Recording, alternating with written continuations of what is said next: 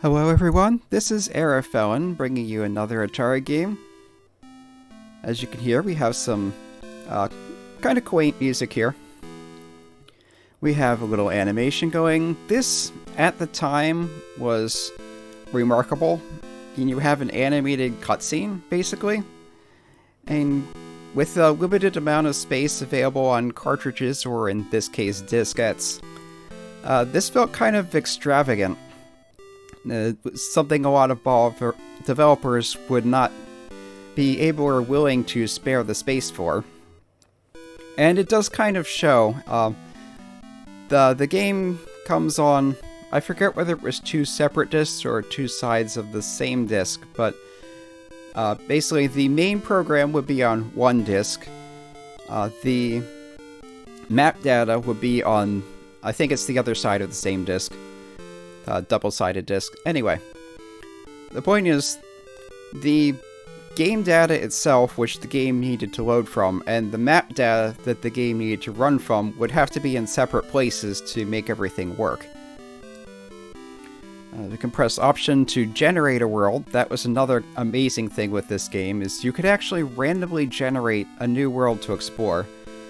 If you didn't have a spare disk to save it on, or didn't want to wait for it to go through that, generation would take roughly 10 to 15 minutes, so not the fastest thing. And again, hardware limitations. The game was kind of ahead of its time in that sense.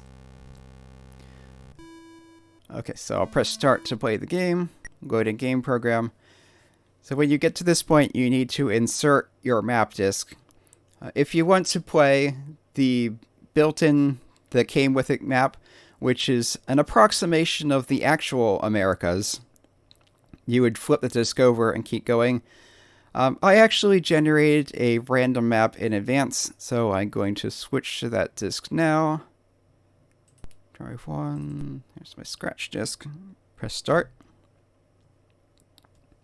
I'll put this on novice. So anyway, as I keep not saying, this is 7 Cities of Gold, strategic exploration game where you're basically playing. I'm not sure if you're supposed to be specifically Christopher Columbus or someone who came after him, but the basic concept is the Spanish crown has commissioned you to go explore the New World and look for gold. It's all about the gold. After you've gone out exploring, you can go into the palace to check on how they rate your progress. They may give you additional supplies, resources, depending on how they like it. The pub, you can come in here to save your game, which if you're going to go for any amount of time is a necessity. You can go home to get a progress report, how much of the various things you discovered, how many missions you've set, how much wealth you have. If we had done any exploring, then on the left side of the screen here, there would be the map of what we've explored. So there's that. The outfitter is where you get your supplies.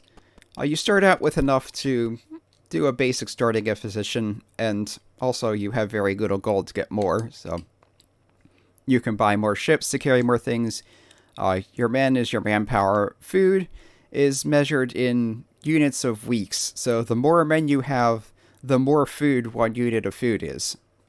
And then goods are your trading goods. Everything is abstracted out to these 4 resources plus gold. So when you're done in your home port, you come over to the ship, you get on, and you can go sail out and explore.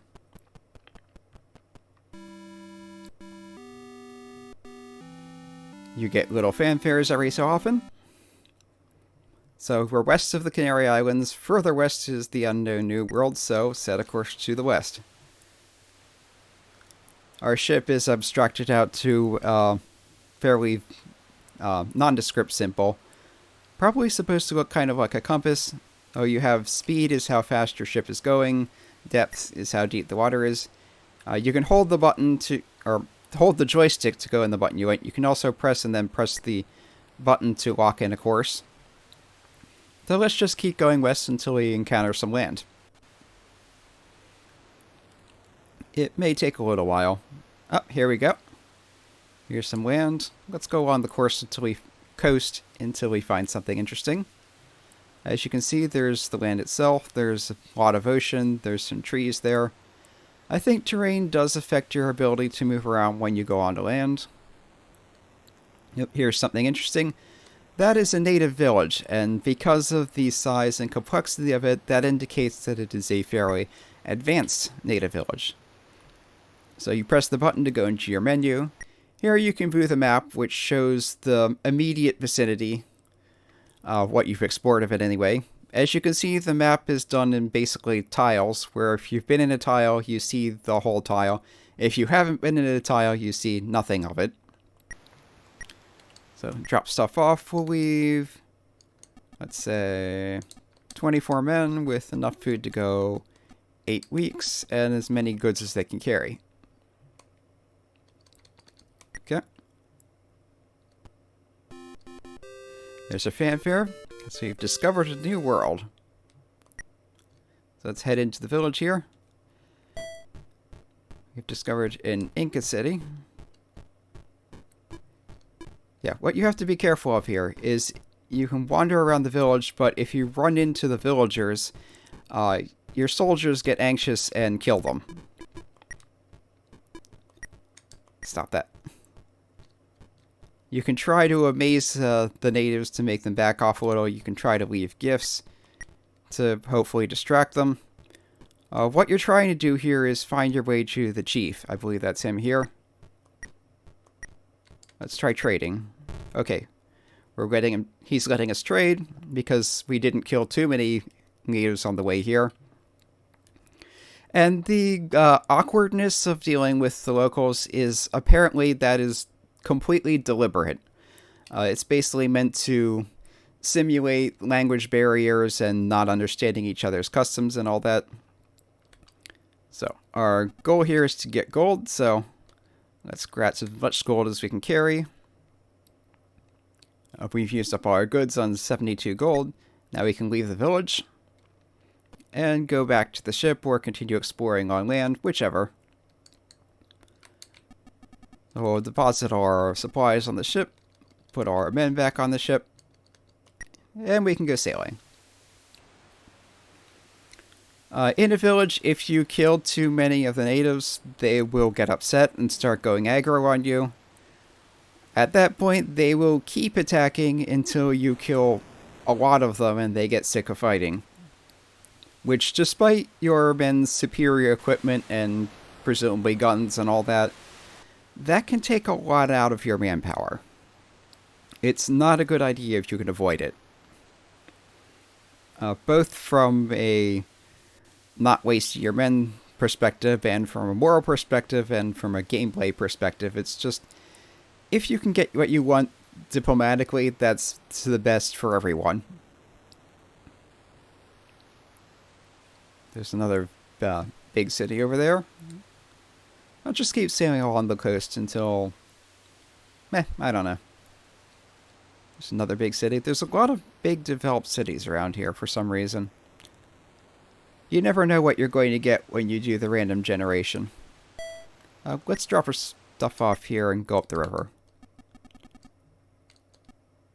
Let's say 28 and some food.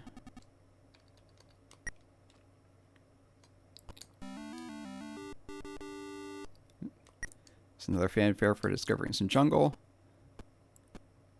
There's a river. Let's see if this goes anywhere. There's a little lake. Yeah, it's part diplomacy, part exploration. And basically the objective of the game is to explore as much as you can, get as much gold as you can to make the crown happy. And apparently there can actually be cities of gold. I'm not sure of the details of that, but the legendary cities of gold are not just a legend. Okay, if you go into a town and you want to leave, you can go up against the edge and keep walking in that direction and you'll get back out. Here's the source of the river. Here's some mountains. You you can cross mountains, it makes you slower, unsurprisingly. There's another little fanfare. So, yeah, that's pretty much the flow of the game. You go out, you explore, you negotiate with or threaten the natives to get more gold. Mainly gold. You can also get food from them. There is a way to plant missions. I'm not sure exactly how that works offhand. I probably should have looked it up ahead of time. Didn't think to. Anyway, we'll go back to the ship. And at this point, I think I'm going to fast forward and head back to port just to show what your map looks like when it's a little more filled in. So I'll see you back at port.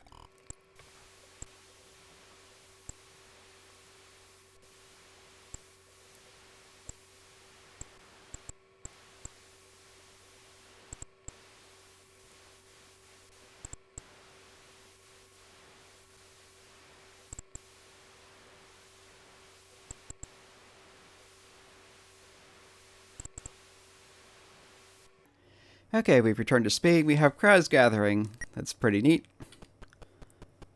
Okay, and the reason I kept checking the map all the way is your home port is at 30 degrees north latitude. If you're too far north or south, you cannot return to port. So basically, if you want to return to port, get to 30 degrees and go east. Check in at the palace. The crown is pleased with your discovery. You're granted a loan of 3,000 gold pieces. That's pretty good. However, my rating for performance since last visit has been poor, and overall poor. I assume that's affected by how much exploration you do, how your diplomacy goes, how much gold you get, and all that. But as you can see here, we now have 7% of land discovered, 1% of the rivers, 22% special. I think that's things like the jungle and canyons and whatnot. Not sure what wealth means exactly in this case, because we do have some money, or gold. So I would think that would be a wealth thing, so in any case, you can see part of the map is filled in on the left there, with little pixelated map things. Green for jungle, the tan for just plain land, brown for the mountains, I would assume. In any case, that's pretty much how the game goes. And this has been Arafellan playing 7 Cities of Gold. Come back next time for something a lot less involved.